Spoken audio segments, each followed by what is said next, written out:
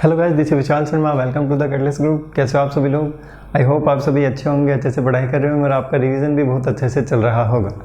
Power plant के इस session में हमने लास्ट क्लास में हमने स्टार्ट किया था, that is your Joule Brayton cycle. तो हमारा चैप्टर 1 चल रहा था, उसका हमने एक न्यूमेरिकल किया था लास्ट क्लास में, और उसी न्यूमेरिकल का एक हम आज वापस एक नेक्स्ट न्यूमेरिकल करने वाले हैं उसी कंटिन्यूएशन में। तो देखिए ये क्वेश्चन क्या है। क्वेश्चन पढ़िए ध्यान से। Air enter the compressor of an ideal air standard Brayton cycle at 100 kilo pascal and 300 kelvin with a volumetric flow rate of 5 metre cube per second. तो मतलब आपको इनलेट कंडीशन दी है कंप्रेसर पर, यानी 1 नंबर पॉइंट पर जो भी आपको डिफरेंट कंडीशन दी है क्वेश्चन में, वो दिया है आपको, टेम्परेचर दिया है, वो आपको प्रेशर दिया है, साथ ही साथ आपको वॉल्यूमेट्रिक फ्लो रेट दी है। The exit pressure from the compressor is 10 बार, मतलब जो P2 की जो वैल्यू है वो आपको दे रखी है 10 बार। The turbine inlet temperature is 1400 Kelvin, which means it is the maximum temperature of the cycle, that is the T3, which is equals to 1400 Kelvin.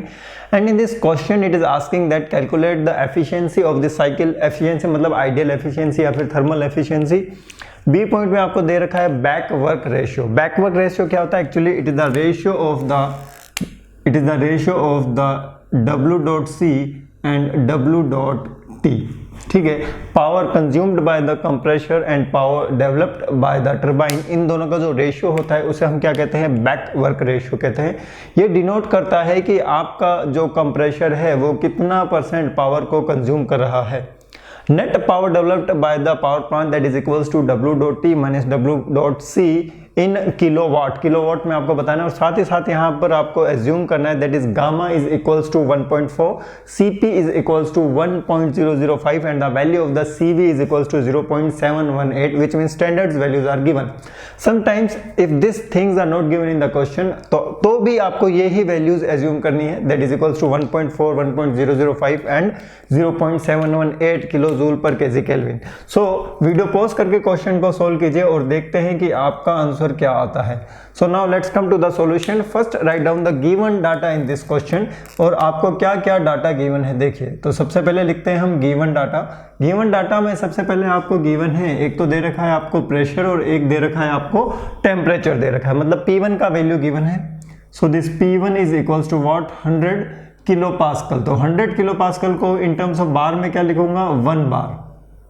साथ ही साथ आपको टेम्परेचर गिवन है, that is already in the Kelvin, so this capital T1 is equals to 300 Kelvin। साथ ही साथ आपको given है volumetric flow rate, that is Q dot आपको given है, जिसको हम V डॉट भी लिख सकते हैं, that is equals to capital V dot लिखिए, कैपिटल V डॉट लिखिए, that is equals to capital V dot क्या होगा? Capital V dot is equals to 5 metre cube per second. So it is 5 metre cube per second. And the exit pressure from the compressor that is the P2 is given as 10 bar. P2 कितना given है आपको? 10 बार given है। और the turbine inlet temperature is given as a 1400 kelvin. तो कितना given है? 1400 kelvin given है। So the value of the T3 is given as a 1400 kelvin. So the first thing it is asking the value of the efficiency. तो हमें सबसे पहले क्या find out करना है? एफिशिएंसी को फाइंड आउट करना है। So efficiency is equals to 1 minus 1 divide by RP raise to power gamma minus 1 divide by gamma, and the value of the gamma is 1.4। Gamma की वैल्यू क्या given है आपको? 1.4 given है। तो values put करनी है हमें सिर्फ। RP क्या होता है? RP is the pressure ratio, this is the final pressure, this is the initial pressure, 10 bar divide by 1 which is equals to 10। So the value of the eta will be equals to 1 minus 1 divided by 10 raised to power 1.4 minus 1 divided by 1.4। तो यहाँ से आप eta की value calculate कीजिए और उसको आप percentage में भी चेंज कर सकते हैं by multiplying with the 100। and after that it is asking the value of the back work ratio, जिसके लिए हमें चाहिए WC और WT। WC और WT फाइंड आउट करने के लिए हमें चाहिए मास फ्लो रेट और हमें चाहिए रिमेनिंग 2 टेम्परेचर्स। हमें क्या गिवन है? हमें गिवन है T1 की वैल्यू, हमें गिवन है T3 की वैल्यू। तो हमें T1 और T3 के साथ T2 और T4 की वैल्यू भी चाहिए। तो B नंबर पॉइंट पर हम आते हैं। B नंबर पॉइंट पर अगर हम बात करते हैं तो सबसे पहले हमें निकालना पड़ेगा मास फ्लो रेट। तो मास फ्लो रेट हम कैलकुलेट करेंगे with the help of the initial condition. किसकी हेल्प से हम कैलकुलेट करेंगे? इनिशियल कंडीशन की हेल्प से हम कैलकुलेट करेंगे। सो P1 V1 is equals to mRT1. So this is the equation. So V dot m dot. From here you can calculate the value of the m dot. M dot is equals to P1 V1 divided by RT1. तो यहाँ से ऐसा भी हो सकता है, आप रो की वैल्यू कैलकुलेट कीजिए और रो की वैल्यू कैलकुलेट करने के बाद उसे वॉल्यूमेट्रिक फ्लो रेट से जब आप मल्टीप्लाई करोगे then you will get the value of the mass flow rate in KG per second. तो काफी इजी क्वेश्चन है. अब आपको पता चल गया होगा कि इस R की वैल्यू को फाइंड आउट करने के लिए CP और CV की वैल्यू गिवन है. So this CP minus CV is equals to R, that is 1.005 minus 0.718 equals to R, that is 0.287 kilojoule per kg Kelvin. So this is equals to R. This is equals to R. तो values put कीजिए. P1 का value क्या है 100 kilo pascal. तो इसको मैंने kilo pascal में किया है तो नीचे किलो जूल में चलेगा, कोई प्रॉब्लम नहीं है. V1 का वैल्यू क्या है 5 metre cube per second multiply with 5 divide by R का वैल्यू क्या है, R का वैल्यू है 0.287 एंड मल्टीप्लाई विथ T1 का वैल्यू क्या है, T1 का वैल्यू है आपके 300. T1 का वैल्यू क्या है आपके 300 and from here you will get the value of the m dot. और m डॉट का जो वैल्यू आएगा वो आएगा 5.807 kg पर सेकेंड. तो this is the value of the m dot और इसका यूज करेंगे हम in order to calculate the value of the w dot c and the w dot t. Now come to the values of the temperature. So अब हमें किसकी value calculate करनी है, T2 की वैल्यू कैलकुलेट करनी है. So this T2 divide by T1 is equals to what, this is equals to P2 divide by P1 raise to power gamma minus 1 divide by gamma. तो यहां से मैं T2 की वैल्यू फाइंड आउट करूंगा. So this T2 value will be equals to T1 and T1 is the 300 multiply with 10 is what, 10 is the pressure ratio. 10 raised to power gamma minus 1 divided by gamma, 1.4 minus 1 divided by 1.4, that is equals to 0.2857. That is equals to 0.2857. From here you will get the value of the T2. किसकी value आपको मिलने वाली है, T2 की value आपको मिलने वाली है. तो T2 की वैल्यू कैलकुलेट कीजिए और बताइए जल्दी से T2 की वैल्यू क्या आती है. If you will calculate the value of the T2, then this T2 will be equals to 579.19 kelvin. 579.19 kelvin. तो यहां से आपके पास आ गई है किसकी वैल्यू, T2 की वैल्यू. इस T2 की वैल्यू के बाद आपको कैलकुलेट करनी पड़ेगी वैल्यू ऑफ द T4. किसकी वैल्यू कैलकुलेट करनी है, T4 की वैल्यू कैलकुलेट करनी है. तो देखिए T3 divide by T4 is equals to P3 divide by P4 raise to power gamma minus 1 divide by gamma. And the P3 divided by P4 is again a pressure ratio which is equals to 10. So the value of the T4 will be equals to T3 divided by pressure ratio raised to power 0.2857. Directly इसकी value मैंने put कर दी है यहाँ पर. And the value of the T3 का value क्या है 1400. So this is the 1400 divided by 10 raised to power 0.2857 and from here you will get the value of the T4 and the value of the T4 is 725.138 Kelvin. So the value of the T4 is 725.138 Kelvin. So this is the value of the T4. ये किसका value है आपके पास, T4 का value है. तो ये value आना चाहिए आपका. ठीक है. तो अब हमारे पास T1 भी है, T2 भी है, T3 भी है, T4 भी है और साथ ही साथ हमारे पास मास फ्लो रेट भी है, that is 5.807 kg per second. तो वैल्यूज रख दीजिए. मास फ्लो रेट भी है हमारे पास, that is 5.807 kg per second. So first calculate the value of the turbine work. So from here you will get the value of the turbine work. तो जब आप टर्बाइन वर्क को calculate करोगे that is equals to m dot CP multiply with T3 minus T4. Multiply with T3 minus T4 and put the value. What is m dot? M dot is 5.807. CP is 1.005. T3 is 1400 minus T4 and the value of the T4 we have calculated, that is the 725.138 Kelvin. तो इस तरीके से आपके पास आ जाएगा WT का value and from here you can also calculate the value of the W dot C, which is equals to what, m dot cp T2 minus T1. What is the value of m dot 5.807 multiply with 1.005 multiply with T2. What is the value of the T2? 579.19 minus the value of the T1 is 300 Kelvin. So multiply with 300 and you will get this value in kilowatt. आपको ये value किस में मिलेगी? Kilowatt में मिलने वाली है. Now come to the next point, back work ratio. तो आपका जो सेकंड है वो आसानी से हो जाएगा. So back work ratio आपको कैलकुलेट करना है. तो बैकवर्क रेशियो आप मुझे एक बात बताइए, बैकवर्क रेशियो की वैल्यू 1 से ज्यादा आएगी या कम? सर जो बैकवर्क रेशियो की वैल्यू होगी it will be always less than 1 because the work developed by the turbine will be more as compare to the work consumed by the compressor. So what is the back work ratio? It is equals to W.C divide by W.T. तो यहां से values calculate करिए, यहां पर value put कीजिए, you will get the value of the back work ratio. साथ ही साथ आपसे पूछ रहा है नेट पावर डेवलप्ड. तो अगर हम बात करते हैं net power developed, so what is net power developed? Net power developed is equals to, it is the difference of the turbine work and the compression work. It is equals to W.T minus W.C. तो यहाँ जो value आई है same यहाँ पर आप values put कीजिए, आपको आपका आंसर मिल जाएगा. अगर हम बात करते हैं आपने अच्छे से कैलकुलेशन की होगी तो यहाँ पर मैं आंसर लिखता हूँ कि आपको क्या क्या आंसर मिलने वाले हैं. आपको जो एफिशिएंसी का वैल्यू मिलने वाला है that will be equals to 0.4820 और मैं लिख सकता हूँ इसको 48.20%. कितना मिलने वाला है? 48.20% आपको एफिशिएंसी मिलेगी. अगर हम बात करते हैं बैकवर्क रेशियो की, it will be less than 1 and this will be approximately equals to 0.41 होगा, कुछ 0.41. ठीक है. अगर हम बात करते हैं नेट पावर डेवलप्ड की, so this net power developed will be equals to 2309. यहाँ लिखें. So this value will be equals to 2309 kilowatt. इसके आगे पॉइंट में कुछ होगा, आप कैलकुलेट करके देख लीजिएगा. अप्रोक्सीमेट वैल्यू मैंने आपको बता दी है.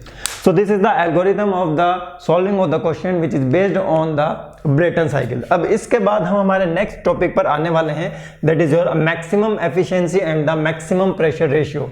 क्या होगा? Maximum efficiency and the maximum pressure ratio. ठीक है. तो ये क्वेश्चन काफी इजी क्वेश्चन है. इसी तरीके के क्वेश्चन अब आपके एग्जामिनेशन में पूछे जा सकते हैं और इसी तरीके से आपको क्वेश्चन सोल्व करना पड़ेगा. और आपको ध्यान रखना पड़ेगा, यहां पर आपको जो गिवन होगा क्वेश्चन में, आपको गिवन हो सकता है आपके कंप्रेसर पर इनलेट की कंडीशंस और आपके टरबाइन पर इनलेट की कंडीशंस गिवन हो सकती है.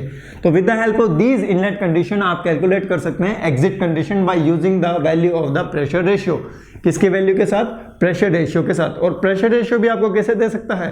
प्रेशर रेशियो आपको दे सकता है कि इनलेट पर प्रेशर इतना है, एग्जिट पर प्रेशर इतना है, then you can calculate the value of the pressure ratio, that is the maximum pressure divide by the minimum pressure.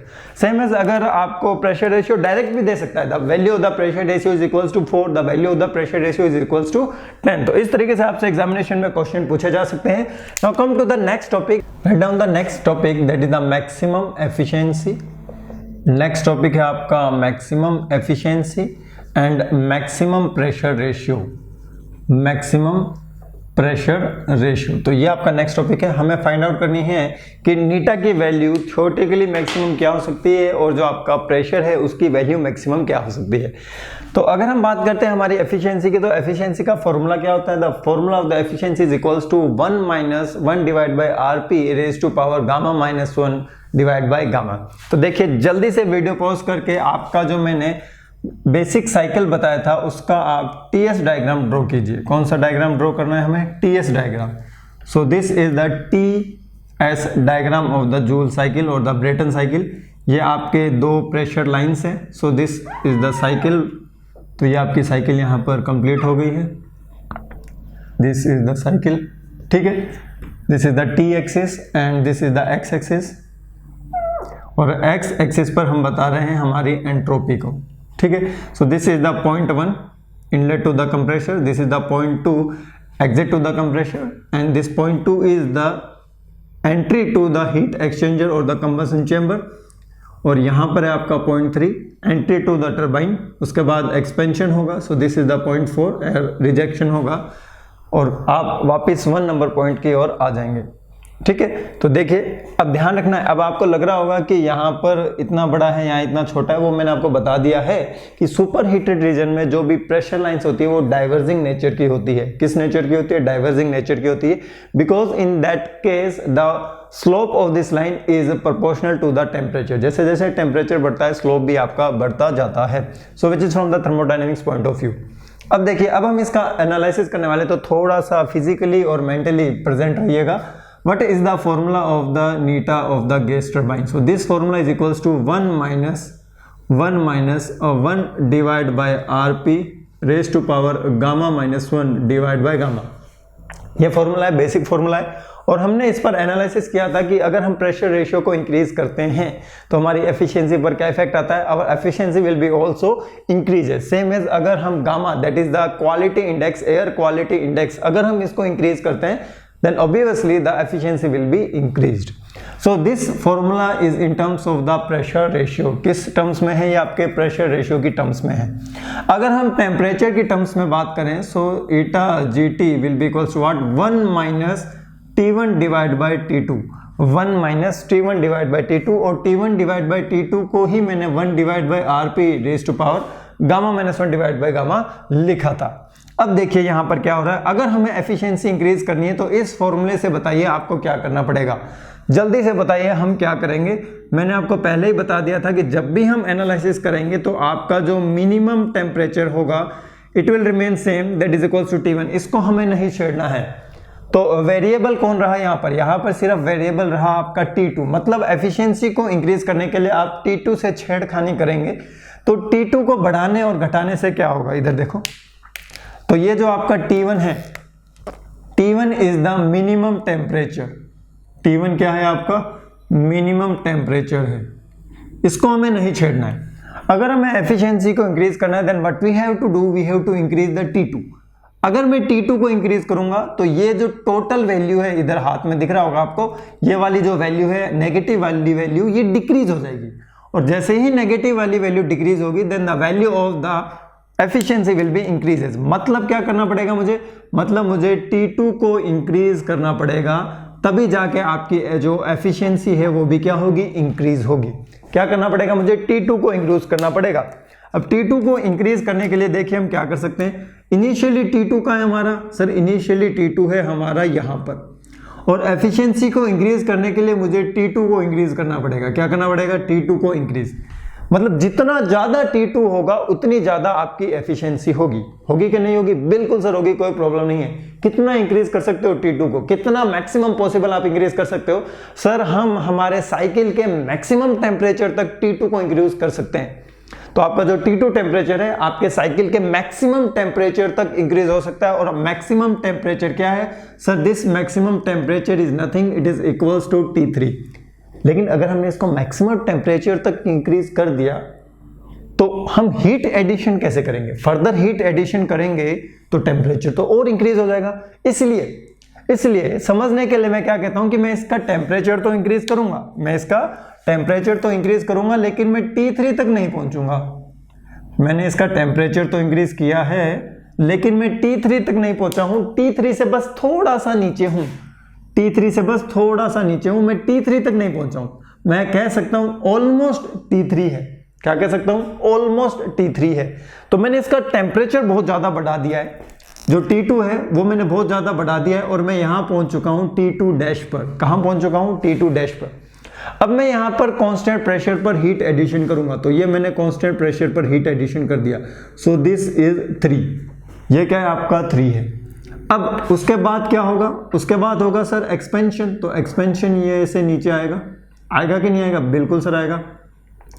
अभी मैंने आपको क्या कहा है? मैंने आपको यहां पर कहा है कि मैंने T2 का जो टेम्परेचर है वो ऑलमोस्ट T3 तक पहुंचा दिया है, ऑलमोस्ट T3 तक पहुंचा दिया है। उसके बाद मैंने थोड़ा सा हीट एडिशन किया, बिल्कुल जरा सा, और उसके बाद मैंने एक्सपेंशन कर दिया। उसके बाद मैंने क्या कर दिया? एक्सपेंशन कर दिया।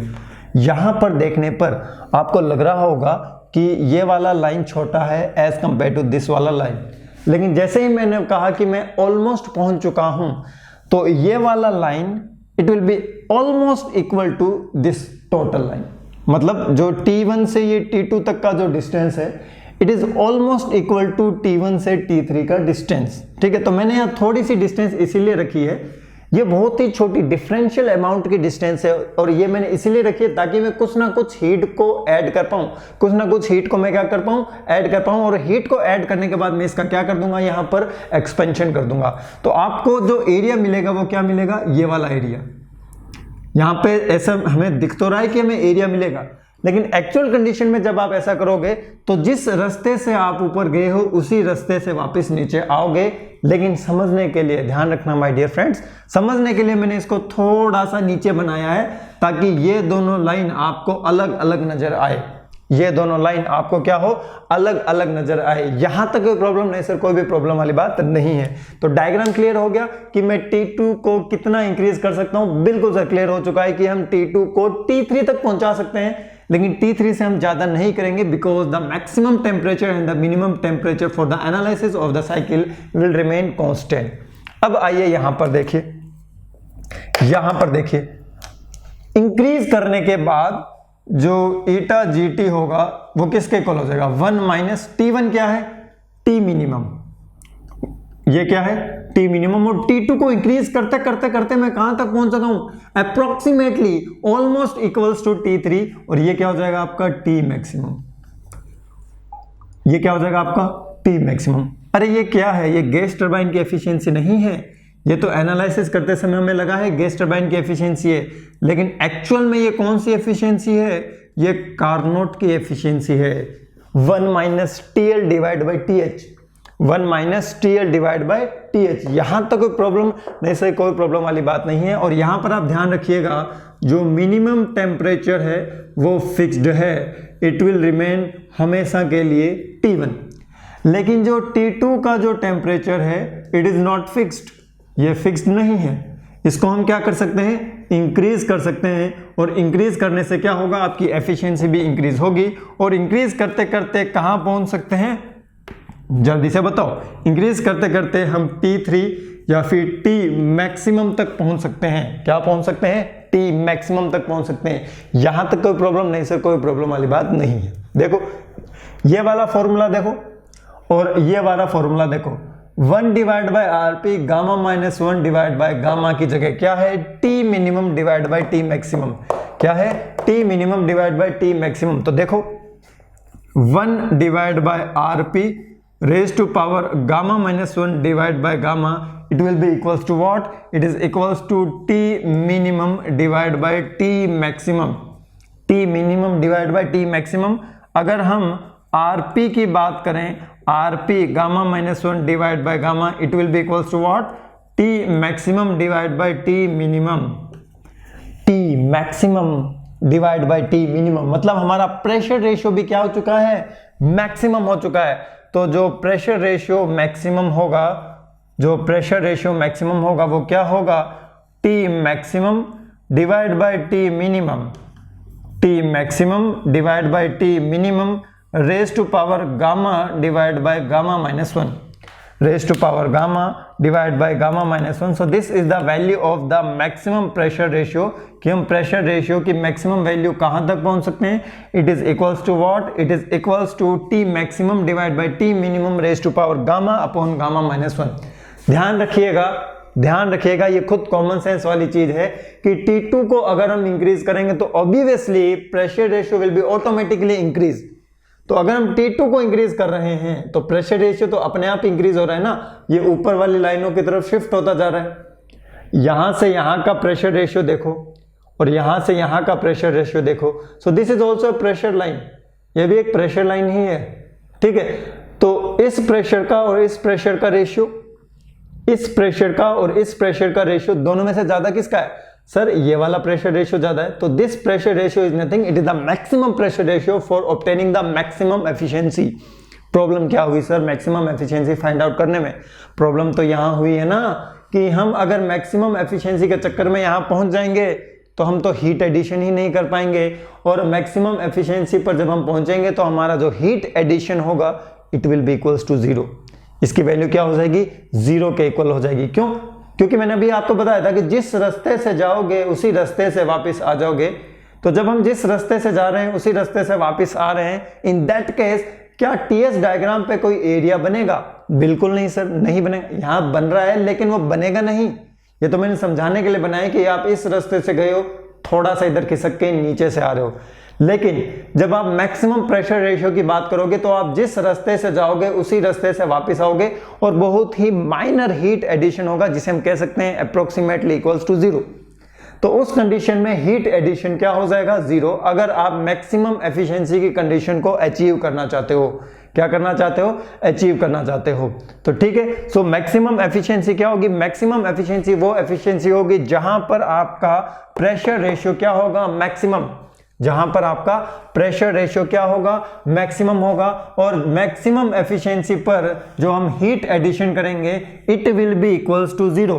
हीट एडिशन क्या होगा? 0 के इक्वल होगा। अब मैं आपसे क्वेश्चन पूछता हूं, W नेट की वैल्यू पर क्या इफेक्ट आएगा? What will be the effect on the W net value? W net की वैल्यू क्या होगी? तो जब तक आप ये एनालिसिस करते हैं एक फॉर्मूला लिखिए, ईटा मैक्सिमम किसके इक्वल होगा? ईटा मैक्सिमम भी equals to 1 minus T minimum divide by T maximum and it is equals to 1 minus 1 divide by 1 minus 1 divided by RP, that is the pressure ratio, and this is the maximum pressure ratio, gamma minus 1 divided by gamma। अब देखिए यहां पर कुछ analysis है eight RP max, और मैं अगर बात करूं एटा मैक्स, यहां पर क्या होगा? यहां पर जो आप हीट सप्लाई करोगे, ये मैंने आपको बता दिया है, it is equals to 0, because कोई एरिया ही नजर नहीं आएगा, थोड़ी सी हीट ऐड करोगे वो 0 के ही इक्वल है। अब देखिए इस कंडीशन पे क्या होगा? ये वाली लाइन की जो डिस्टेंस है that will be almost equals to this distance, which means compressor work is almost equals to the turbine work. So at that condition the value of the W dot T is equals to W dot C। मतलब जितना turbine work को produce करेगा सारा का सारा consume हो जाएगा in order to increase the pressure up to the maximum pressure limit। And अगर ये दोनों आपस में इक्वल हो गए, इन that condition W net will be equals to 0। आपको कुछ नहीं मिलेगा, आपको कुछ नहीं मिलेगा। एफिशिएंसी तो मैक्सिमम हो जाएगी लेकिन आपके हाथ में कुछ नहीं आएगा। सो this is the disadvantage of the increasing the pressure ratio, कि अगर हमने प्रेशर रेशियो को मैक्सिमम कर दिया तो हाथ में हमारे कुछ नहीं आएगा लेकिन एफिशिएंसी क्या हो जाएगी? मैक्सिमम हो जाएगी। अगर हम इसका ग्राफ को ड्रॉ करें तो आपको ग्राफ कैसा नजर आएगा? देखो ये ग्राफ हम ऑलरेडी बना चुके हैं, ये ग्राफ हम ऑलरेडी बना चुके हैं। देखिए अगर मैं आपसे क्वेश्चन पूछता हूं, अगर आरपी का वैल्यू 1 होगा तो ईटा की वैल्यू क्या होगी? जल्दी से बताओ सर 0 होगी। विच मीन्स आरपी का वैल्यू अगर आपका 1 होगा, इन दैट कंडीशन जो ईटा की वैल्यू है वो क्या होगी? 0।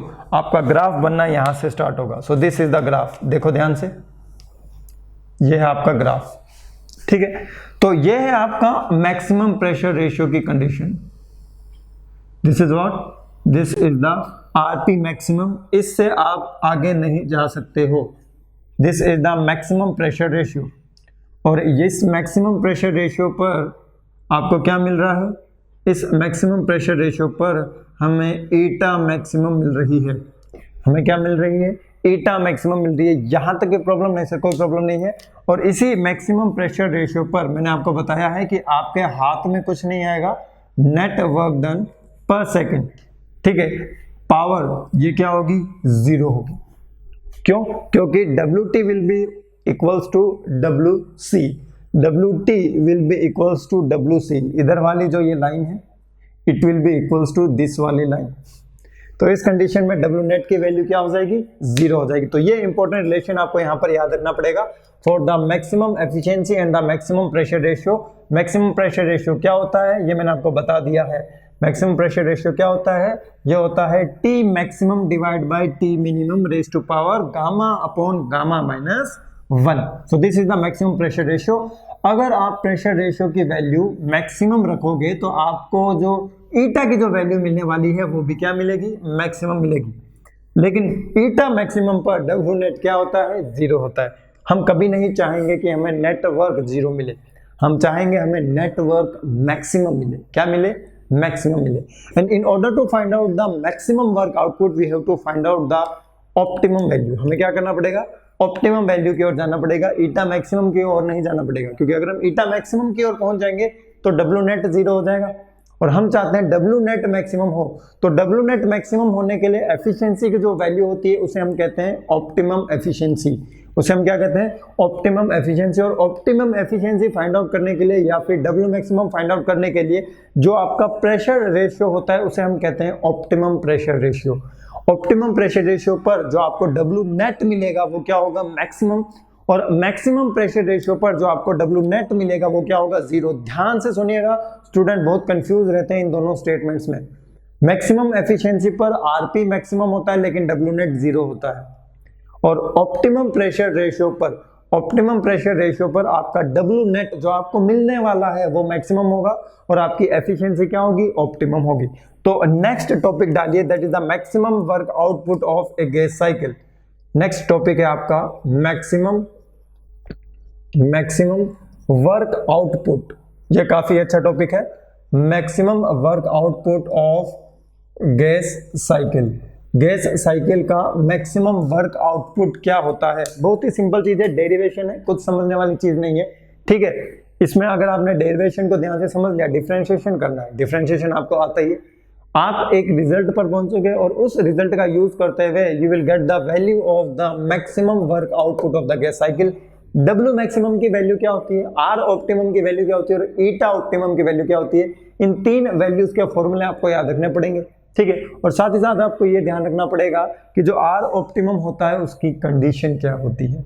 सो come to the point that कि यहां पर हमें सबसे पहले फाइंड आउट करना है मैक्सिमम वर्क आउटपुट की कंडीशन। तो मैक्सिमम वर्क आउटपुट की कंडीशन क्या होती है, देखिए डब्ल्यू डॉट नेट क्या होता है, इसको हमें मैक्सिमम करना है। W dot net is equals to turbine work minus compressor work, turbine work minus of the compressor work. तो देखिए यहाँ पे ध्यान से, W dot net is equals to W dot T minus W dot C, that is the turbine work minus compressor work।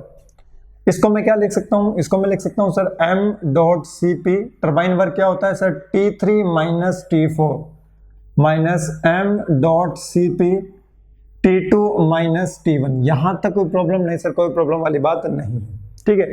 अब देखिए जब भी हम एनालिसिस करेंगे तो मैंने आपको एक पॉइंट बताया है कि जो T1 होगा that is the minimum temperature, it will remain same। और इसी के साथ साथ जो आपका T3 होगा that is the maximum temperature of the cycle, it will remain same। कभी कभी एग्जामिनर से इतना ज़्यादा खुश हो जाता है और वो आपसे सिंपली ये पूछ लेता है what will be the maximum temperature of the cycle. तो आपको ये पता होना चाहिए कि मैक्सिमम टेम्परेचर कहाँ होता है, at the inlet of the turbine, ठीक है। तो अब हमें सिर्फ यही एनालिसिस करना है, तो आपकी नज़र बोर्ड पर रहनी चाहिए, कहीं और नहीं जानी चाहिए। तो देखिए यहाँ पर मैं m डॉट CP को कॉमन ले लेता हूँ, m डॉट CP को मैंने कॉमन ले लिया, अंदर क्या बचा है T3 minus T4 minus T2 plus T1। यहाँ तक कोई प्रॉब्लम नहीं सर, कोई प्रॉब्लम वाली बात नहीं है, माइनस माइनस क्या हो जाएगा प्लस हो जाएगा। अब बस वैल्यूज पुट करनी है, m डॉट CP T3 क्या है आपका सर T मैक्सिमम है, माइनस T4 माइनस T2 रहने दीजिए, या तो चलो आप इसको क्या कीजिए अलग ही रहने दीजिए, साथ में लोगे तो भी कोई प्रॉब्लम नहीं है, प्लस T1 क्या है आपका T मिनिमम है, ठीक है। अब देखो ये दोनों तो फिक्स है। अब अगर मैं बात करता हूँ W डॉट नेट की, ये किस पर डिपेंड कर रहा है सर, ये आपके डिपेंड कर रहा है T4 और T2 पर। अब प्रॉब्लम होगी ना, हम तो इसे चाहेंगे एक वेरिएबल में कन्वर्ट करना, लेकिन यहाँ पर तो दो वेरिएबल है, तो चलो हम ऐसा करते हैं कि इसको एक वेरिएबल में कन्वर्ट करने की कोशिश करते हैं। तो बिल्कुल आप कर सकते हो, देखिए मैंने आपको बताया है T1 T3 that is equals to T2 T4, यहाँ तक कोई problem. what is T1 T3 sir, it is the T minimum multiply with T maximum which is equals to T2 multiply with T4, and what is the value of the T4 in terms of the T2 T1 T3, so the value of the T4 is equals to T minimum multiply with T maximum divide by ये क्या आ जाएगा आपके T2। तो T4 की value आप यहाँ put कर दीजिए। So this W dot net will be equals to M dot CP multiply with T maximum minus T4 is T minimum multiply with T maximum divide by T2 minus T2 plus T minimum now come to the point that W net किस पर depend कर रहा है, सिर्फ T2 पर depend कर रहा है, क्योंकि T मैक्सिमम और T मिनिमम तो क्या है कांस्टेंट है। तो मैं क्या लिख सकता हूं, this W dot net this W dot net is function of T2 only. ये किसका फंक्शन है? T2 का फंक्शन है। T2 क्या है? It is the exit temperature of the working fluid of the compressor. अगर ऐसा है तो इस कंडीशन में for W dot net to be maximum, for W dot net to be maximum, in that condition हमें क्या करना पड़ेगा? इस कंडीशन को फाइंड आउट करने के लिए हम क्या करेंगे? dW dot net divide by dt2 it will be equals to 0। ये किसके इक्वल हो जाएगा? ये 0 के इक्वल हो जाएगा। तो ये चीज आपको यहाँ पर याद रखनी है। ऊपर लिख दें, ऊपर लिख दो, कोई प्रॉब्लम नहीं है। तो देखो यहाँ पर, सो dW dot net maximum workout की कंडीशन को फाइंड आउट करने के लिए W डॉट नेट जिसका फंक्शन होगा उसके रिस्पेक्ट में हमें उसका डिफरेंशिएशन करना पड़ेगा। तो ऐसा आप काफी जगह करते आए हो। So this D2 will be equals to 0। ये किसके इक्वल हो जाएगा? 0 के इक्वल हो जाएगा। तो कोई बात नहीं, फाइंड आउट कीजिए। सो dW dot net divide by dt2 ये किसके इक्वल होगा? देखो m डॉट Cp, तो m dot Cp multiply with T max is fixed, तो इसका डिफरेंशिएशन क्या हो जाएगा? 0। ये कांस्टेंट है ना, minus T minimum T maximum divide by T2। So T maximum divide by T2। अब T2 को जब मैं डिफरेंशिएशन करूंगा ऊपर ले जाके तो वो पावर -1 हो जाएगी। -1 स्क्वायर हो जाएगा, नीचे आ जाएगा। सो इट विल बी स्क्वायर। साथ ही साथ जब मैं इसको ऊपर ले जाऊंगा तो जब वो पावर -1 होगी वो आगे आएगी, वो इसको कर देगी प्लस। ठीक है, तो इसका आप डिफरेंशिएशन खुद कीजिएगा, आपको पता चल जाएगा कि ऐसा क्यों हुआ है। T2 को ऊपर ले जाना, फिर डिफरेंशिएशन करना। माइनस क्या है यहाँ पर? T2 का T2 के रिस्पेक्ट में डिफरेंशिएशन करना है। That will be equals to 1 plus T minimum constant है, इसका डिफरेंशिएशन क्या हो जाएगा? 0 हो जाएगा। And this value will be equals to 0 for the maximum W dot net. So this value will be equals to 0. So जब आप इसकी वैल्यू को 0 के इक्वल पुट करोगे, यहाँ पुट कर दो 0, then what will you get? m dot Cp वहाँ उसके नीचे चला जाएगा and you will get T minimum multiply with T maximum divide by T2 का square and this will be -1, it will be equals to 0. -1 उधर चल जाएगा। So you will get T2 square will be equals to T minimum multiply with T maximum। और मैं यहाँ पर क्या लिख सकता हूँ? मैं यहाँ पर लिख सकता हूँ T2 will be equals to under root of T minimum T maximum। ऐसी चीजें आपने एक दो जगह देखी है, थर्मोडायनेमिक्स में भी आपने देखी है। So for the maximum work output, और मैं कह सकता हूं for the maximum W net, यानी जो हमें नेटवर्क मिल रहा है, जो हमारे हाथ में आ रहा है, वो मैक्सिमम कब होगा? जब T2 की वैल्यू, किसकी वैल्यू? T2 की वैल्यू आपके मैक्सिमम टेम्परेचर और मिनिमम टेम्परेचर के जियोमेट्रिक मीन के इक्वल होगी। T2 की वैल्यू T मैक्सिमम और T मिनिमम के जियोमेट्रिक मीन के इक्वल होगी। ये क्या है आपका? Geometric mean. कौन सा मीन है ये? Geometric mean. यहां तक कोई प्रॉब्लम नहीं सर? कोई प्रॉब्लम नहीं है। क्या हम T मिनिमम को T1 और T मैक्सिमम को T3 लिख सकते हैं? बिल्कुल सर लिख सकते हो, कोई प्रॉब्लम नहीं है। मैं एक रिजल्ट और निकाल देता हूं और वो वही रिजल्ट है जो मैंने पहले लिख लिया है, दैट इज T1 T3। ये क्या है? T1 T3। So this is the condition. ये कंडीशन है और इस कंडीशन में आपको W डॉट नेट क्या मिलने वाला है? मैक्सिमम। W डॉट नेट आपको क्या मिलने वाला है? मैक्सिमम मिलने वाला है। यहां तक कोई प्रॉब्लम नहीं सर? कोई प्रॉब्लम नहीं है, बहुत ही ईजी है ये चीज। तो अब देखिए, what is the value of the pressure ratio? Pressure ratio क्या होता है? अब मैं प्रेशर रेशियो पर थोड़ी बात करने वाला हूँ, ध्यान रखिए। अभी मैं प्रेशर रेशियो पर थोड़ी बात करने वाला हूँ। अभी मैं इसको मैक्सिमम नहीं कर रहा हूँ, मैक्सिमम करने से पहले मैं प्रेशर रेशियो की बात करने वाला हूँ। किसकी बात? प्रेशर रेशियो की बात। अब देखो इधर देखो, अगर आप T2 की वैल्यू, ये जो T2 की वैल्यू है ना, अगर आप यहाँ रख दोगे या फिर आप यहाँ रख दोगे, then you will get the value of the maximum W dot net. तो रख दोगे तो भी कोई प्रॉब्लम नहीं है। तो वीडियो पॉज करके आप एक काम कीजिएगा, इस T2 की वैल्यू को इस वाले फॉर्मूले में, so this is the formula, इस वाले फॉर्मूले में आप उसको रखिएगा, then you will get the maximum work. हम भी इसको ड्राइव करेंगे लेकिन थोड़ी सी देर बाद, थोड़ा सा पेशेंस रखना पड़ेगा, ठीक है। तो अब देखिए, what is the pressure ratio? Pressure ratio क्या होता है सर? प्रेशर रेशियो होता है आपका RP and this value will be equals to P2 divided by P1 and this value will be equals to T2 divided by T1 raised to power gamma upon gamma minus 1। ठीक है, gamma upon gamma minus 1। तो इसके ऊपर gamma upon gamma minus 1 आता है, ये जब इधर आता है तो T2 बाई T1 की वैल्यू आ जाती है P2 divide by P1 raise to power gamma minus 1 divide by gamma. ठीक है, अब देखो T2 का वैल्यू क्या है sir, this T2 is equals to nothing, it is under root of T1 T3। ये क्या है, under root of T1 T3। तो वैल्यूज पुट कीजिए बस, कोई प्रॉब्लम नहीं है। So this value T2 will be equals to under root of T1 T3 divide by T1 raise to power gamma upon gamma minus 1 raise to power gamma upon gamma minus 1। यहां तक भी problem नहीं sir, कोई problem नहीं है। ठीक है, और सॉल्व कीजिए मैथमेटिक्स है बिल्कुल। यहाँ क्या समझाऊं मैं यार आपको, यहाँ तो सिर्फ मैं आपको बता सकता हूँ कि हम किस रास्ते से जा रहे हैं, वो रास्ता आपको पता होना चाहिए। So this value will be equals to under root of T3 divide by T1 gamma divide by gamma minus 1। यहाँ तक कोई प्रॉब्लम नहीं सर, कोई प्रॉब्लम वाली बात नहीं है। एक काम और कर सकते हैं हम, क्या कर सकते हो, this value will be equals to in bracket T3 divide by T1 raise to power gamma upon gamma minus 1। इसको थोड़ा सा अच्छे तरीके से लिखते हैं, आपको पता चल जाएगा।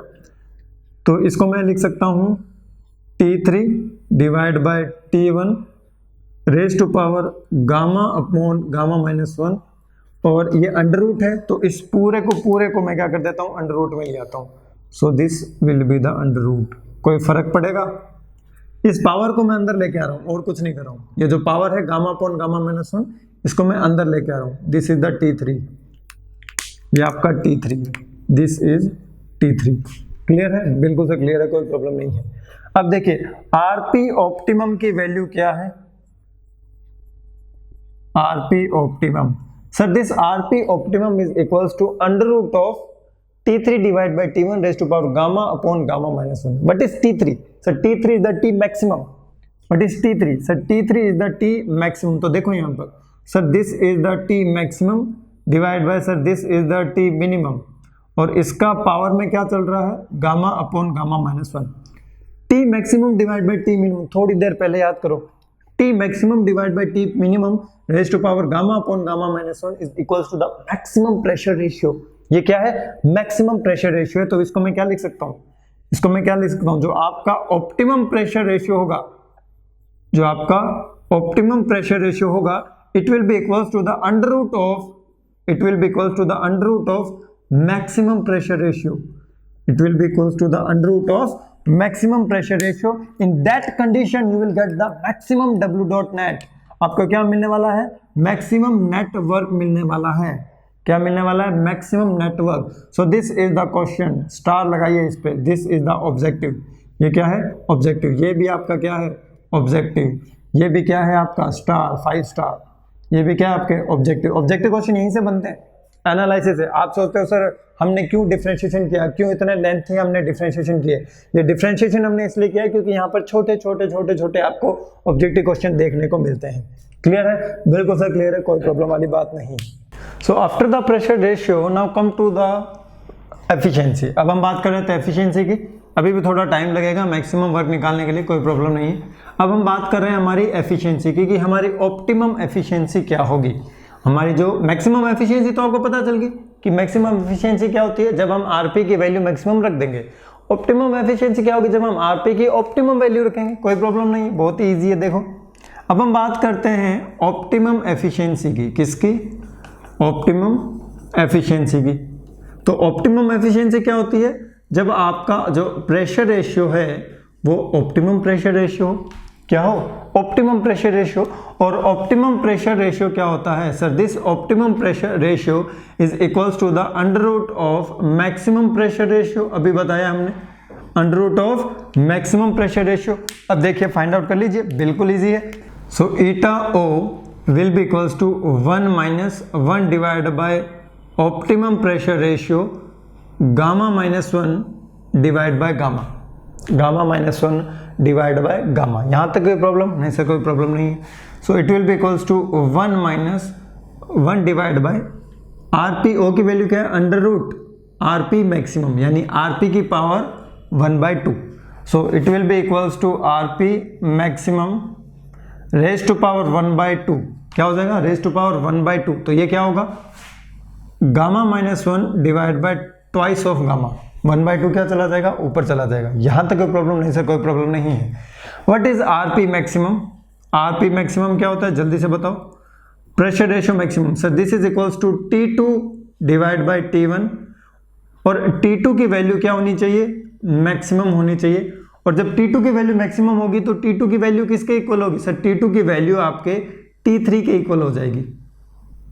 प्रेशर रेशियो ये तो होता है T2 divide by T1 raise to power gamma upon gamma -1, लेकिन मैक्सिमम प्रेशर रेशियो कब होगा जब T2 की वैल्यू मैक्सिमम होगी, और T2 की वैल्यू मैक्सिमम कब होगी जब T2 की वैल्यू T3 के इक्वल होगी, और T1 तो आपका फिक्स्ड है ही है, और इसकी पावर क्या हो जाएगी आपके गामा अपॉन गामा -1, तो ये वैल्यू यहां रखिए, ये जो आरपी मैक्सिमम की वैल्यू है यहां पर रखिए, then you will get the eta O optimum efficiency, so this will be equals to 1 minus, यहां पर देखिए ये क्या है RP maximum T3 divide by T1, तो देखो T3 divide by T1 raise to power gamma upon gamma -1 raise to power gamma upon gamma -1 multiply with raise to power gamma -1 divide by twice of gamma, gamma -1 twice of gamma, तो gamma -1 से gamma -1 गया, gamma से gamma गया, तो बच क्या गया सिर्फ 1/2, so this value will be equals to 1 minus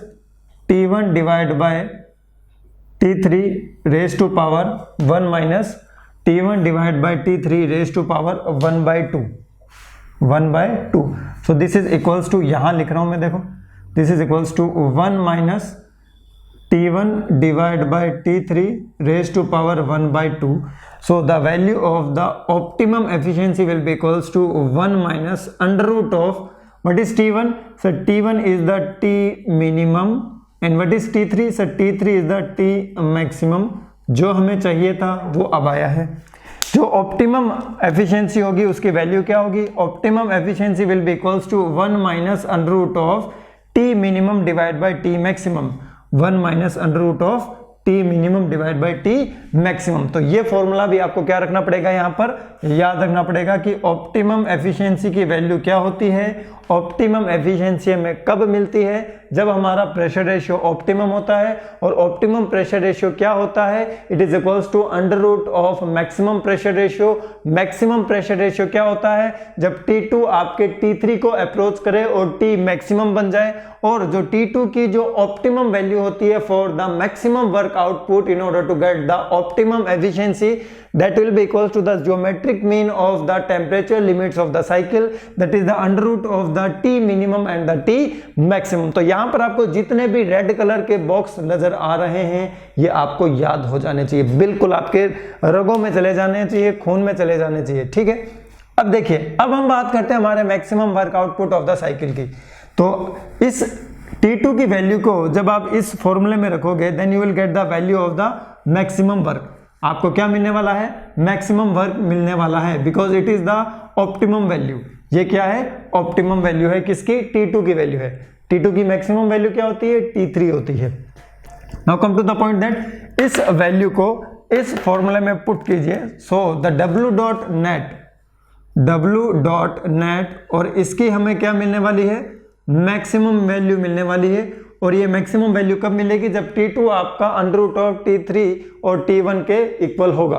तो यहां वैल्यू पुट कर दीजिए, देखिए m डॉट Cp ब्रैकेट में this is the T maximum, दिख रहा है ना T मैक्सिमम, तो यहां लिख रहा हूं मैं T मैक्सिमम माइनस ये क्या है T मिनिमम T मैक्सिमम, देखो यहां T मिनिमम T मैक्सिमम, तो यहां लिख रहा हूं मैं T minimum multiply with T maximum divide by T2, तो T2 की वैल्यू क्या है, under root of T minimum T maximum, so it is equals to under root of T minimum multiply with T maximum.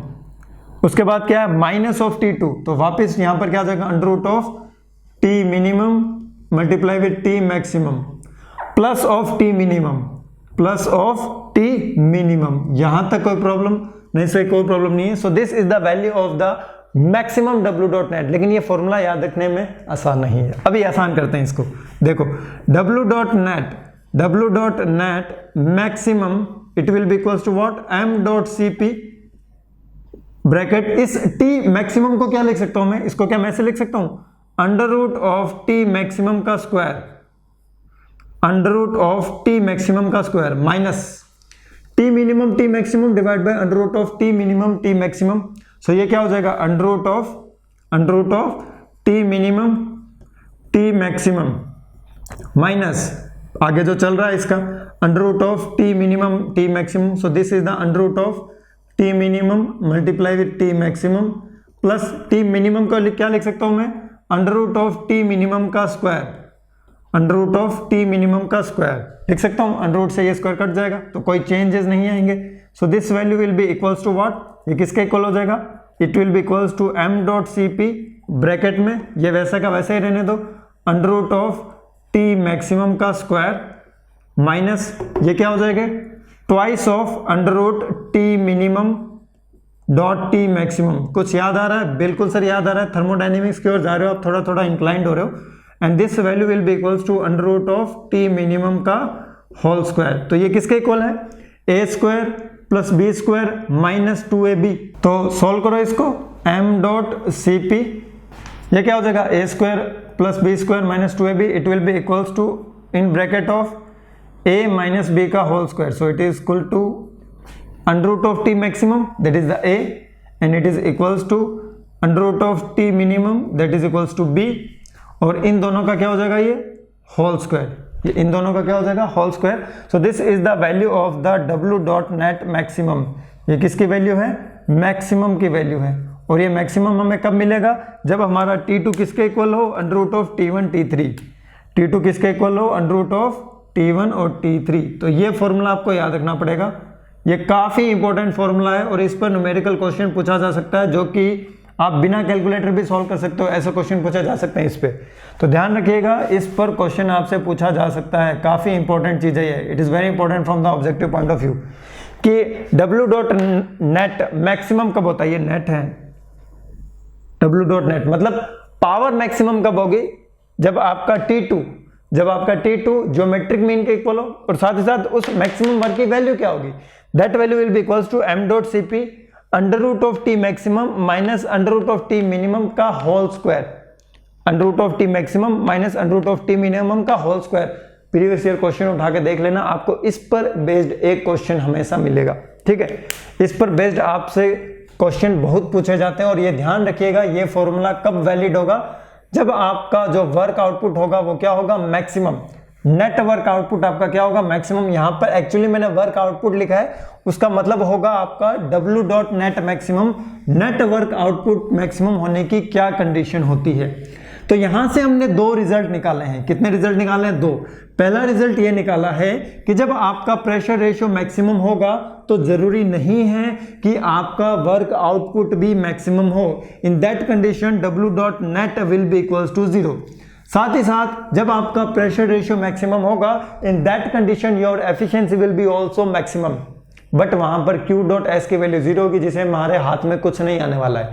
इसलिए हम pressure ratio को maximum नहीं करते हैं, इसीलिए हम प्रेशर रेशियो को ऑप्टिमम करते हैं। और optimum pressure ratio find out करने का ये प्रोसेस मैंने आपको बता दिया है। और अगर हम ऑप्टिमम प्रेशर रेशियो पे होंगे तो हमें जो हाथ में आने वाला है, हमें जो W डॉट नेट मिलने वाला है वो मैक्सिमम होगा, और जो हमारी एफिशिएंसी होगी वो मैक्सिमम नहीं होगी, वो ऑप्टिमम होगी, ठीक है। तो अगर मैं इसको एक ग्राफ के थ्रू रिप्रेजेंट करना चाहूं तो देखो मैं कैसे करूंगा, काफी ईजी है। मैं इसको एक ग्राफ के थ्रू रिप्रेजेंट करता हूं। तो देखिए, ये आपकी है एक y एक्सिस और ये है आपकी x axis. So this is the y axis and this is the x axis, और y एक्सिस पर आपके है एफिशिएंसी और x एक्सिस पे है आपके pressure ratio. So this is the pressure ratio. जब प्रेशर रेशियो की वैल्यू 1 होती है, then the value of the efficiency will be equals to 0, और जैसे जैसे हम प्रेशर रेशियो को इंक्रीज करते हैं, you will get the maximum efficiency at the RP maximum. तो ये क्या है, देखो आपकी, ये है आपकी maximum efficiency. So this is the Etah max, ये क्या है आपका मैक्सिमम एफिशिएंसी। यहां तक कोई प्रॉब्लम नहीं सर, कोई प्रॉब्लम वाली बात नहीं है, ठीक है। और यहां पर प्रेशर रेशियो क्या होगा, यहां पर प्रेशर रेशियो भी मैक्सिमम होगा, बट यहां पर देखो जो हीट सप्लाइड होगी it will be equals to 0 and the जो डब्ल्यू डॉट नेट होगा that is the difference of the turbine work and the compression work, it is also equal to 0। हमारे हाथ में कुछ नहीं आएगा, इसलिए हम कभी भी मैक्सिमम प्रेशर रेशियो को ऑप्ट नहीं करते हैं। हम क्या करते हैं, ऑप्टिमम प्रेशर रेशियो की ओर जाते हैं। तो देखिए जब हम ऑप्टिमम प्रेशर रेशियो की बात करेंगे तो उस कंडीशन में क्या होगा, जब हम ऑप्टिमम प्रेशर रेशियो की बात करेंगे तो उस कंडीशन में आपकी जो एफिशिएंसी होगी it will be the optimum efficiency, और जो हमें वर्क नेट मिलने वाला है वो हमें मिलने वाला है maximum W dot net.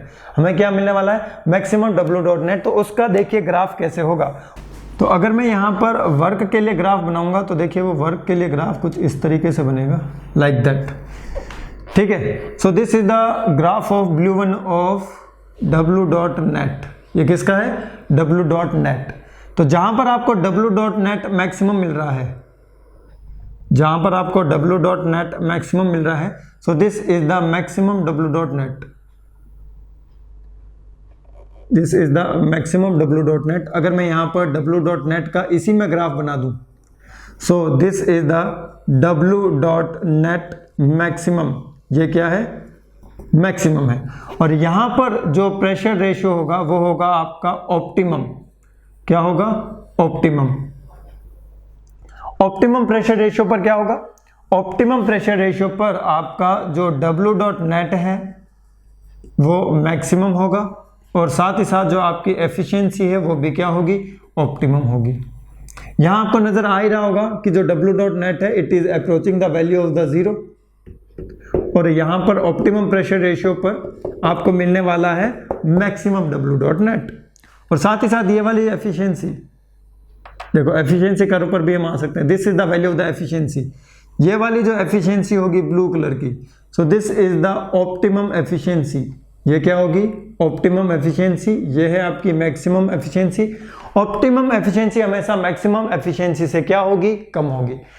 Optimum efficiency की वैल्यू देख लो, मैक्सिमम एफिशिएंसी से क्या होगी, हमेशा कम होगी, क्योंकि यहीं पर हमें क्या मिलने वाला है, डब्ल्यू डॉट मैक्सिमम, ठीक है। डब्ल्यू डॉट नेट हमें क्या मिलने वाला है, मैक्सिमम। हमारा प्राइमरी जो फोकस होता है वो फोकस होता है डब्ल्यू डॉट नेट पर, कि हमें मैक्सिमम वर्क कब मिलेगा, हमें मैक्सिमम वर्क कब मिलेगा। अगर हम मैक्सिमम एफिशिएंसी की ओर भागेंगे तो हमें डब्ल्यू डॉट नेट 0 मिलेगा। इसलिए हम कभी भी मैक्सिमम एफिशिएंसी की ओर नहीं भागेंगे, हम भागेंगे हमारे ऑप्टिमम प्रेशर रेशियो की ओर, ताकि हमें जो डब्ल्यू डॉट नेट मिले वो मैक्सिमम मिले, और जो हमारी एफिशिएंसी हो वो भी क्या हो, ऑप्टिमम एफिशिएंसी हो।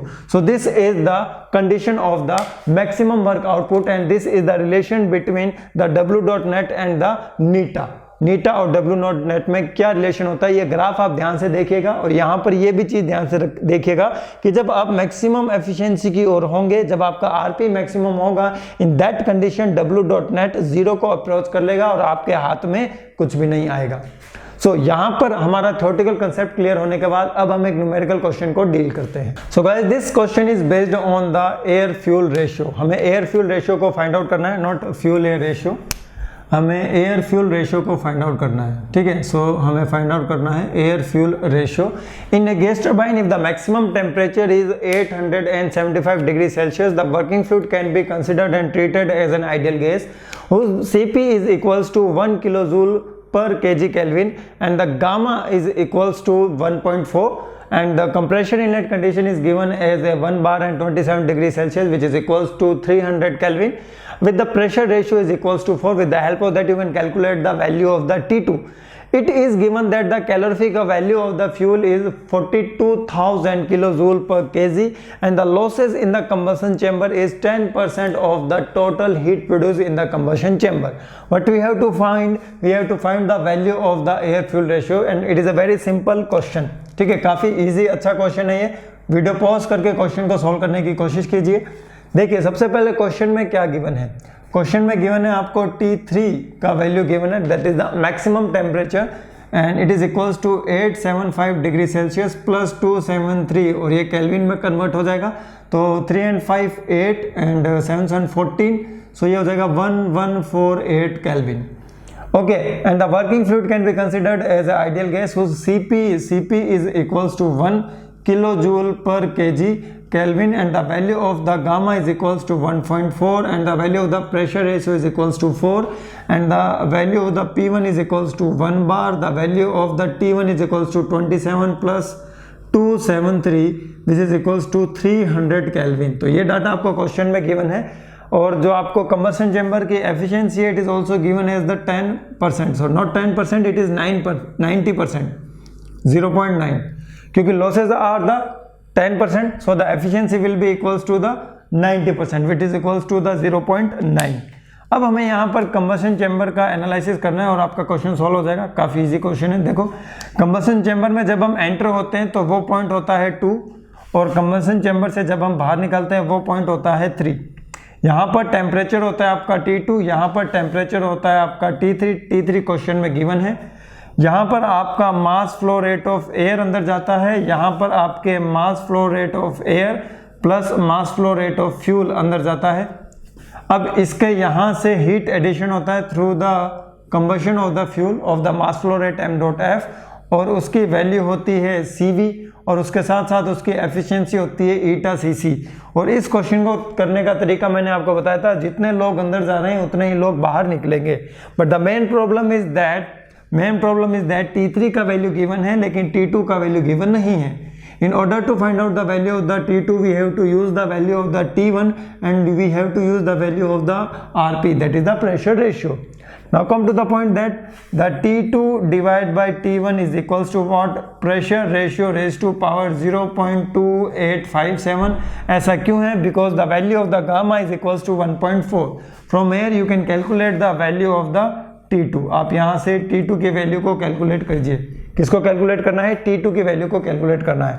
और यहाँ पर आप एनर्जी बैलेंस इक्वेशन लगाइए। एनर्जी बैलेंस इक्वेशन कैसे लगेगी? देखिए, m.A CPA into T2 plus m.F CV into ηCC will be equals to m.A plus m.F into CP into T3।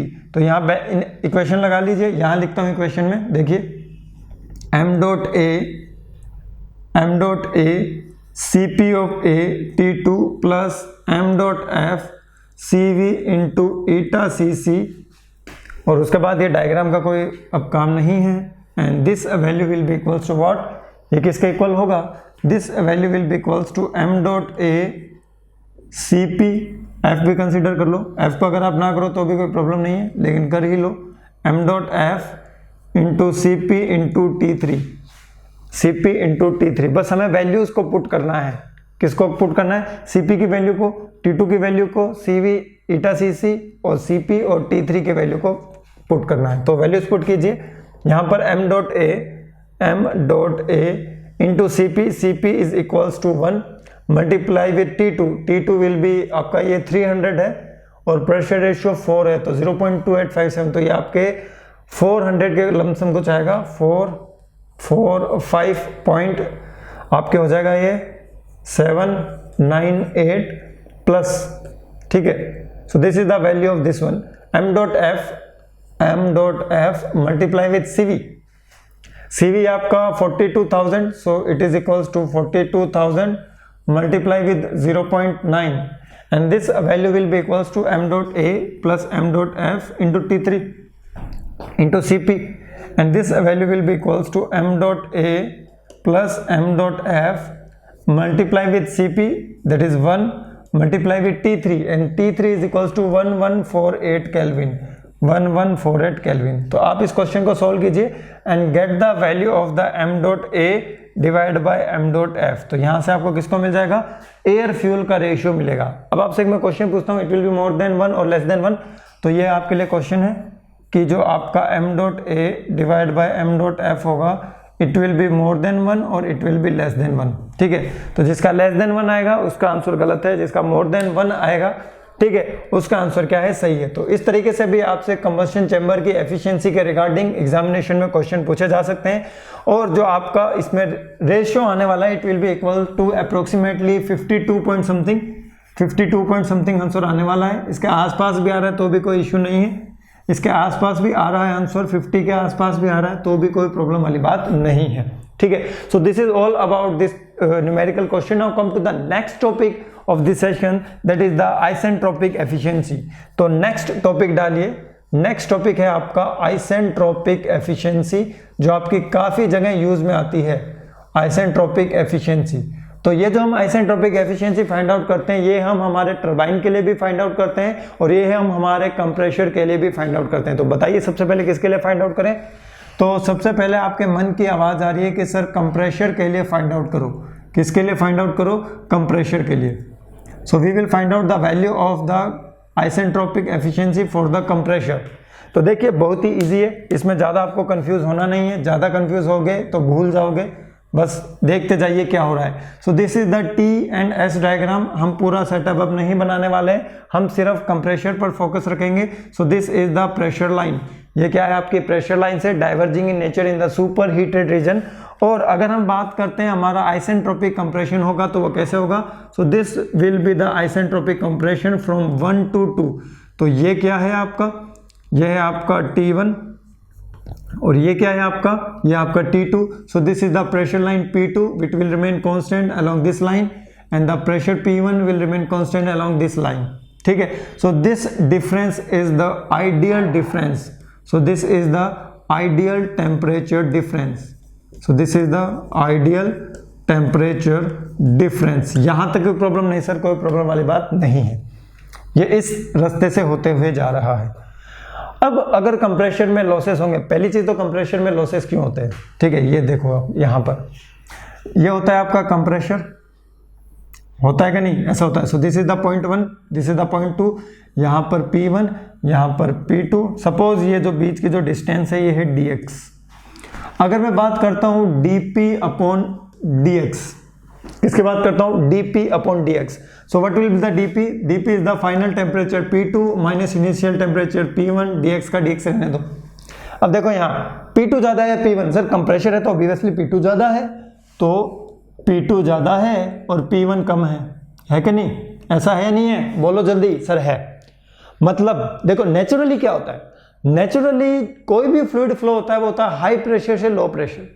Naturally कोई भी फ्लूइड, कोई भी लिक्विड, कोई भी गैस वो फ्लो होती है आपके हाई प्रेशर से लो प्रेशर। लेकिन हम यहां पर हम फ्लूइड को फ्लो करवा रहे हैं लो प्रेशर से हाई प्रेशर की ओर, उल्टा। नेचुरली तो क्या होता है? हाई से लो आता है, लेकिन कंप्रेशन में क्या हो रहा है? लो से हाई की ओर भेज रहे हैं। मतलब यहां पर जो प्रेशर ग्रेडियंट है ना वो फेवरेबल नहीं है, वो एडवर्स प्रेशर ग्रेडियंट है। एडवर्स प्रेशर ग्रेडियंट का मतलब होता है कि dp/dx का वैल्यू क्या है? पॉजिटिव है। तो पॉजिटिव आप समझ रहे हो कि पॉजिटिव है तो अच्छी चीज है। हर पॉजिटिव चीज अच्छी नहीं होती है। प्रेशर ग्रेडियंट के टर्म्स में अगर आपके पॉजिटिव आ रहा है that is the adverse pressure gradient. इसे फ्लो सेपरेशन भी होता है, फ्लूइड मैकेनिक्स में पढ़ते हो। ठीक है, तो जब dp/dx पॉजिटिव होगा विच मीन्स आपका लो प्रेशर से हाई प्रेशर की ओर फ्लो होगा, तो आपके मशीनरी में कुछ ना कुछ लॉसेस जरूर होंगे और उन लॉसेस होने के कारण जो टेम्परेचर राइज होना चाहिए, जो प्रेशर राइज होना चाहिए, वो आइडियल टेम्परेचर या प्रेशराइज नहीं होगा, कुछ और ही होगा। ठीक है, अब वो जो राइज होगा वो कुछ इस तरीके से होगा कि हम कंप्रेशन तो करना चाहेंगे आइसेंट्रोपिक, हम चाहेंगे कि हमारे S1 की वैल्यू किसके इक्वल हो? S2 के इक्वल हो। लेकिन एक्चुअल कंडीशन में क्या होगा? एक्चुअल कंडीशन में कंप्रेशन कुछ इस तरीके का होगा। आप पहुंच जाओगे 2' पर। कहां पहुंच जाओगे? 2' पर। तो मतलब आपका जो एक्चुअल प्रेशर राइज होगा वो ये होगा। सो what is this? This is the not actual pressure rise, this is the actual temperature rise. Actual temperature rise, not pressure rise, sorry. Pressure तो कांस्टेंट ही है ना, pressure ratio will remain constant. यहां पर जितना प्रेशर है उतना ही pressure यहां पर है, क्योंकि ये वाली जो लाइन है ये कांस्टेंट प्रेशर लाइन है। ठीक है, for the same pressure ratio losses के कारण क्या होगा? आपका जो टेम्परेचर राइज है वो आइडियल टेम्परेचर राइज से क्या होगा? ज्यादा होगा। मतलब आपका कंप्रेशन जो होगा वो थोड़ा सा ज्यादा हो जाएगा। जो आपका कंप्रेशन होगा वो क्या हो जाएगा? थोड़ा सा ज्यादा हो जाएगा, जिसके कारण जो टेम्परेचर राइज होगा वो भी बढ़ जाएगा। अब बात करते हैं आइसेंट्रोपिक एफिशिएंसी की, कि आइसेंट्रोपिक एफिशिएंसी का फॉर्मूला क्या होता है। वहां लिखते हैं what will be the value of the isentropic efficiency of the compressor. ये भी बहुत ईजी है। आइसेंट्रोपिक एफिशिएंसी क्या होगी? देखो ईटा सी। अब मुझे एक बात बताओ, एफिशिएंसी की वैल्यू 1 से ज्यादा होती है या कम? सर एफिशिएंसी की वैल्यू हमेशा 1 से कम होती है, तो हम ऐसा रेशियो लेंगे जो 1 से कम हो। छोटा कौन सा इनमें से? आइडियल है। छोटा कौन सा इनमें से? आइडियल है। और बड़ा कौन सा इनमें से? सर एक्चुअल है। तो देखो आपकी आइसेंट्रोपिक एफिशिएंसी क्या होगी? It is the ideal enthalpy rise divide bye, ये ज्यादा है तो ये क्या हो जाएगा? Actual enthalpy rise. ये क्या हो जाएगा? Actual enthalpy rise. ठीक है, तो इसको हम और भी लिख सकते हैं कि ideal temperature difference divide by actual temperature difference. क्यों? Cp से Cp कैंसिल आउट हो जाएगा, mass flow rate will be remain same in the both condition, mass conservation नहीं है यहाँ पर। So this eta C isentropic will be equals to ideal temperature difference क्या है? बड़े में से छोटा T2 minus T1। So T2 minus T1 divide by actual, that is equals to T2 dash minus T1। So it is equals to T2 dash minus of T1. So this is the value of the isentropic efficiency of the compressor. तो क्या आप यहाँ से T2 dash की value को find out कर सकते हैं? बिल्कुल कर सकते हैं। So this T2 dash will be equals to what? T2 minus T1 divide by eta C, isentropic नहीं लिख रहा हूँ अब मैं, plus of T1, plus of T1। देखो अगर आप प्रेशर रेशियो का यूज करते हुए T2 निकालोगे तो वो ये वाला T2 होगा। अगर आपके क्वेश्चन में आइसेंट्रोपिक एफिशिएंसी दी है तो इस फॉर्मूले का यूज करते हुए आप T2 डैश की वैल्यू को फाइंड आउट करोगे। किसकी वैल्यू को फाइंड आउट करोगे? T2 डैश की वैल्यू को फाइंड आउट करोगे। So this is the isentropic efficiency of the compressor. Now come to the isentropic efficiency of turbine. Turbine में उल्टा होता है, टरबाइन में क्या होता है? उल्टा होता है। ठीक है, तो ध्यान रखना कौन किस तरफ मूव करता है। कंप्रेसर में टेम्परेचर राइज ज्यादा हो जाता है, क्यों? लॉसेज होते हैं उसमें, लॉसेज होने के कारण टेम्परेचर राइज क्या हो जाता है? ज्यादा। लेकिन जो अब आपका टरबाइन होगा उसमें कुछ और ही होगा। तो नेक्स्ट पॉइंट डालिए, isentropic efficiency of turbine. Isentropic efficiency of turbine. Turbine में क्या होता है? देखिए टरबाइन में भी समझने के लिए हम बनाते हैं पहले टीएस डायग्राम। सब टीएस डायग्राम का ही खेल है यहाँ पर, TS diagram. So this is the TS diagram और प्रेशर लाइंस बना दो दो। So these are the two pressure lines. Suppose ये है पॉइंट आपका 3, आप आना चाहते हो इस रास्ते से isentropic expansion. So this is the 4, ये क्या है आपका 4। कंप्रेशन में क्या होता था? अगर आपका कंप्रेशन ठीक से नहीं है, कुछ ना कुछ लॉसेस है उसमें, तो टेम्परेचर ज्यादा बढ़ जाता था। लेकिन जब हम आपके टरबाइन की बात करेंगे तो आपका जो एक्सपेंशन हो रहा है वो इनएडिक्वेट एक्सपेंशन होगा, मतलब पूरा कंप्लीट एक्सपेंशन नहीं होगा। तो वो किस रास्ते से जाएगा? अभी मैं यहाँ पर 2 लाइन बनाता हूँ, फिर मुझे आप बताना कि कौन सी लाइन सही है। एक तो है ये वाला रास्ता और एक है ये वाला रास्ता। किस रास्ते से जाएगा जल्दी से बताओ। सो दिस इज द रास्ता ए, दिस इज द रास्ता बी। कौन से जाएगा भाई? कौन से रास्ते से जाएगा? जो स्टूडेंट्स कह रहे हैं कि ए रास्ते से जाएगा वो बिल्कुल ही गलत है। कौन से रास्ते से जाएगा? बी वाले रास्ते से जाएगा। तो देखना, जो स्टूडेंट कह रहे थे ए से जाएगा ना, वो ऐसा डायग्राम बनाना और ए लिखना और ए पर बड़ा सा क्रॉस का साइन बना देना, ताकि फ्यूचर में कभी आप ऐसी गलती ना करें। फ्यूचर में कभी आप ऐसी गलती ना करें। आप पहुंचेंगे 4 डैश पर। कहाँ पहुंचेंगे? 4 डैश पर। सो देखिए टेम्परेचर डिफरेंस की बात करते हैं। T3 will remain same. T3 आपका क्या है? सेम है। ऊपर ले जाओ और इसको, कोई इशू नहीं है। So this is what? This is the T3। अब देखो ये क्या है यहाँ पर? ये है आपके यहाँ पर T4 और इससे थोड़ा सा ऊपर क्या है आपके? T4 dash. ये क्या है आपका? आइडियल और ब्लू वाला क्या है आपका? एक्चुअल। तो अब देखो यहाँ पर ईटा आइसेंट्रोपिक ऑफ टरबाइन क्या होगा? Actual divide by ideal. तो इसको मैं क्या लिख सकता हूँ? Actual divide by ideal. तो ये वही है, actual enthalpy rise divide by ideal enthalpy rise, and this value will be equals to actual temperature difference divide by ideal temperature difference. What is the actual temperature difference? ज्यादा में से कम घटाना, T3 minus T4 dash divide by T3 minus T4। क्या आप यहां से T4 dash की वैल्यू फाइंड आउट कर सकते हैं? बिल्कुल सर कर सकते हैं। Eta isentropic will be equals to what? Eta isentropic will be equals to T3 minus T4 dash divide by T3 minus T4, and this will be multiply with T3 minus T4 will be equals to T3 minus T4 dash, So this T4 dash will be equals to T3 minus eta isentropic T3 minus T4, T3 minus T4। तो यहाँ से आप T4 dash की value को find out कर सकते हो। अब देखो वापस मैं बता रहा हूँ, जो आप प्रेशर रेशियो से वैल्यू फाइंड आउट करोगे वो तो होगा T4, और जब आप इसमें एफिशिएंसी को कंसीडर कर लोगे that will be the actual temperature at the exit of the turbine. ठीक है, तो कभी कभी क्वेश्चन में मोस्ट ऑफ द टाइम आपको आइसेंट्रोपिक एफिशिएंसी भी गिवन हो सकती है, तो इन दैट केस हमें एफिशिएंसी को भी क्या करना पड़ेगा, कंसीडर करना पड़ेगा।